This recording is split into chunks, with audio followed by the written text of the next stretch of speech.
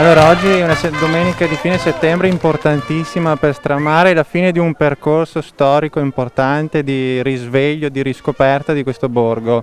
Essere qui oggi per lei, sindaco, che cosa significa? Beh, essere qui oggi è un dovere, ma soprattutto una fortuna essere sindaco anche di questo borgo e in una fase così positiva per esso. Non lo definirei la conclusione di un percorso, questo di Stramare è un percorso continuo di sviluppo e di crescita che se possiamo dire che dura da decenni. Sicuramente ha avuto un incremento negli ultimi anni, parallelamente all'aumento comunque di visitatori e di interesse e sicuramente di rivalutazione per questi valori, i valori del turismo lento, il valore dei piccoli borghi e di tutte queste tradizioni, la riscoperta delle tradizioni in generale.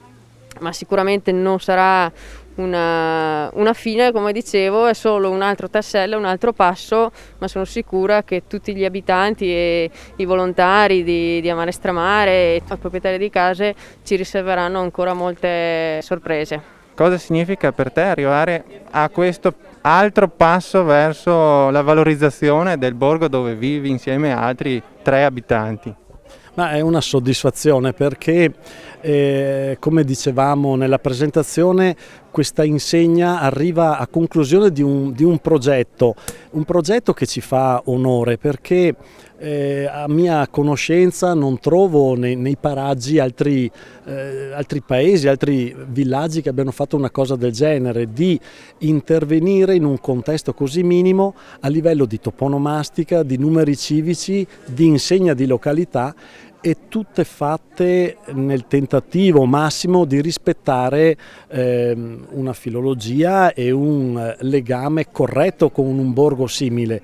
Per cui a nome personale ma anche di tutto il gruppo Amare Stramare riteniamo questo un passo importante che valorizza il borgo che, non avendo dei monumenti importanti, non avendo delle strutture per cui poter dire andate a Stramare prendiamo spunto da delle cose minime che, sviluppate in un certo modo, producono sempre dei risultati secondo me buoni come quello di oggi. Con Aldo Reboli, l'autore di questa nuova insegna all'apertura del borgo di Stramare, che cosa ha significato per te dare questo contributo a questo piccolo borgo? Beh, diciamo che per me è stato un valore aggiunto, diciamo, a un territorio.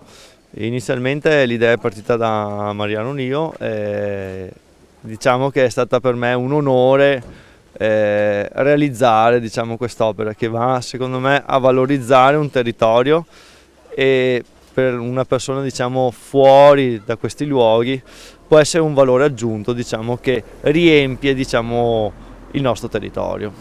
Allora professore, oggi siamo a Stramare per un'altra iniziativa di questo vulcanico gruppo di Stramare guidato da Mariano. Che cosa significa per lei essere qui con questa ennesima iniziativa? Beh, per me Stramare da anni è diventato un luogo di buon ritiro, è la mia Capalbio, si può dire, no?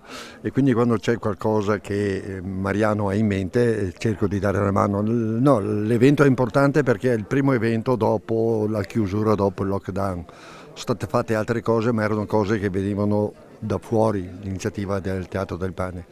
Era foreste.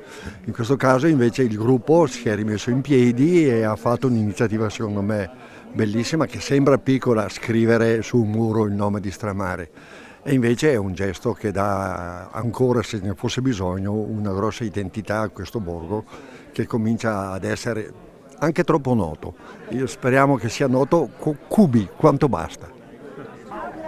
Beh, questa giornata non fa altro che confermare l'importanza di occuparsi dei luoghi, e che a occuparsi dei luoghi sia chi li abita o chi li ama è la dimostrazione più bella, più efficace di come la bellezza proprio appartenga ai luoghi, e averne cura significa davvero non tanto farli rivivere, ma si può parlare di dignità dei luoghi.